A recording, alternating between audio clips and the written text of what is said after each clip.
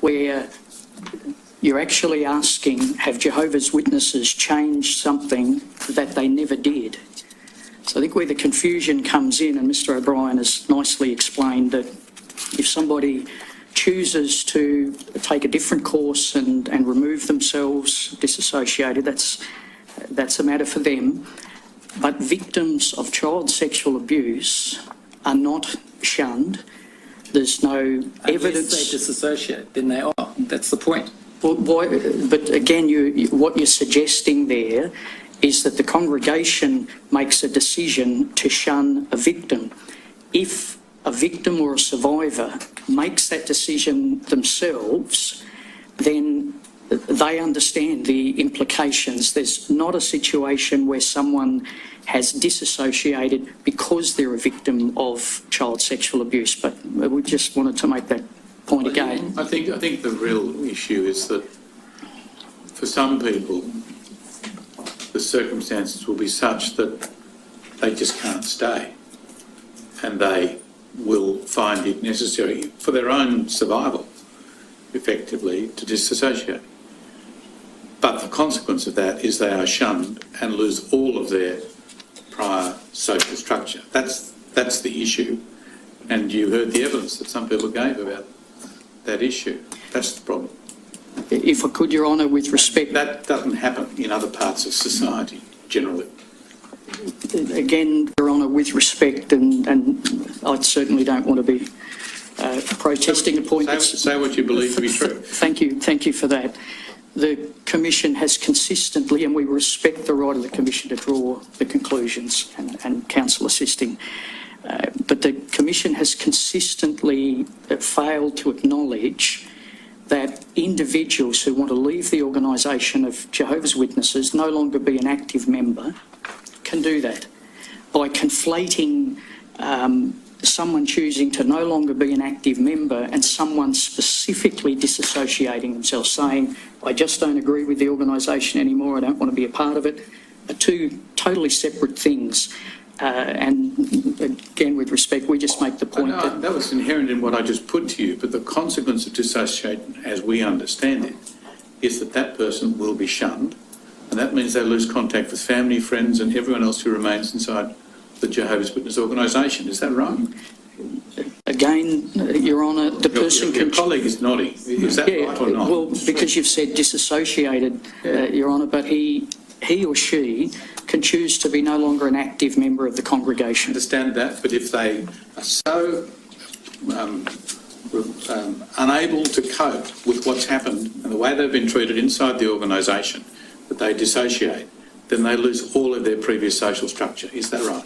That could be the case, and we respect their right to make that decision. Well, it's a pretty cruel way of dealing with someone, isn't it, who has suffered sexual abuse. I could only repeat what I've said, Your Honour. I know, but it's cruel, isn't it? To take away, by reason of the rules that you impose, all of their social structure. That's cruel. Could I just interrupt, Your Honour? I believe with the difference between disfellowshipping and disassociation, the congregation takes the action in disfellowshipping somebody who is then shunned. The person who disassociates himself, they're taking the action. Now, for whatever reason, I agree, not even with regards to being a victim, others make the same decision. But they are actually taking the stand to shun the congregation from themselves. And they understand the implications of that. Now, it is, I agree, it puts them in a difficult situation, but it is a choice. You see, someone who comes to you and says, I was sexually abused, but because there's no two witnesses, you don't accept it. You don't make that finding. They're left in a very difficult position, aren't they?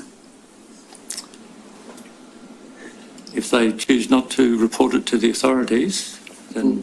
For whatever reason, if the organisation doesn't acknowledge that they were abused, that imposes a great burden on them, doesn't it?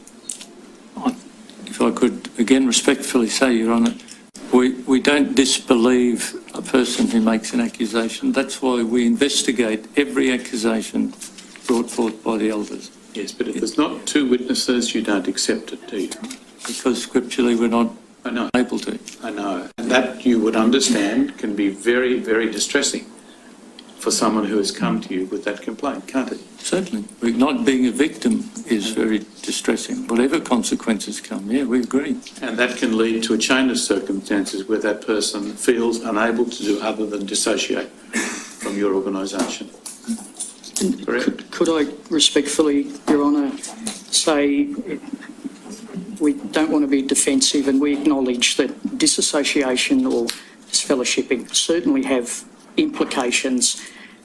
An individual can choose to be inactive. Could I use very briefly a parallel that in my careful reading of the issue papers from the Commission, and some of it I don't understand, most of it I have, it's been very well put together, and the summaries. One reference said that only reporting is low across the community. One study that's not suggesting the Commission validated it, but it was just referenced. One study in this country suggested that only 10% of child abuse allegations, and I believe it was in New South Wales, but I'll be corrected on that, lead to a conviction, and only around half of those lead to a custodial sentence. I mention that simply to say that if on an occasion a victim of child abuse has felt that where Jehovah's Witnesses have taken a Bible-based stand, my heart also goes out to the thousands of victims who've come forward and asked for help. It's not resulted in a conviction, or if it has, only half of those result in a custodial sentence. So I just put it in the context that we are extremely aware of the damage that is done where the victim, it's compounded by the action that we, the police or the courts take, and in that context we absolutely agree with you. I understand what you say, but can I just ask you this simple question? Why is it necessary when someone feels that they can no longer abide the organisation and has to dissociate, why is it necessary to shun them? Why can't they keep having social contact with those people who happen to remain in the organisation? Well, I'd say again, and we're going to appear very repetitive, I apologise, Your Honour, but the individual can choose. Why is it necessary for the organisation to tell all of its adherents, you must shun that person? Because the individual has not taken the decision to no longer associate or to no longer be involved with congregation activities, which is their right. They've taken the decision to say, I'm shunning the congregation, I'm no longer a part of the congregation, I put it in writing. So the individual takes that action, and we understand the implications. When someone is disfellowshipped, the congregation takes that action. So the individual does not need to put themselves in a position where they're shunned. They can walk away, they can go to another congregation. That's their personal choice. But we understand and agree with the point you're making, Your Honour. Well, you haven't answered the point, but we'll move on. Answer the question, Mr. Spence. You have not answered his honest question. His honest question is, why is it necessary to shun the person who disassociates? And before you answer, let me clarify one thing. The person who disassociates, both you and Mr. O'Brien have now said it. You said that they shun the organisation. They don't necessarily at all. They're talking about someone who just doesn't want to be part of it anymore. They still want to have their friends, their family, and everything else, their social network. So accept that kind of person, but it disassociates. Now, why is it necessary to have a policy that everyone else must now shun them?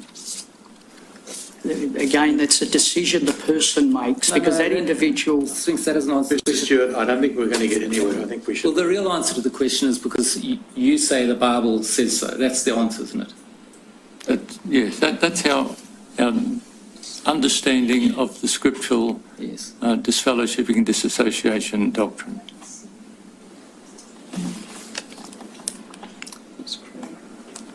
I should just say also that in relation to the point that Mr. O'Brien, you made, and Mr. Spinks as well, I think, and that's that a person can become inactive without disassociating and in that way not be shunned.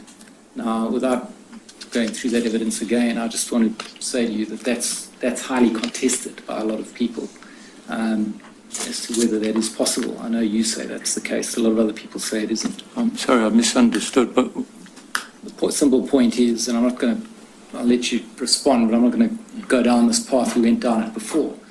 The simple point is this: a person who does not want to be active in the organisation anymore, in order to avoid being shunned, must disassociate. There isn't a category of membership of inactive and nevertheless welcome. Sorry, Mr. Stewart, that's... I know you disagree. That's Well, fine. when we've put it in print, I mean, The only point I'm making is that that's not accepted.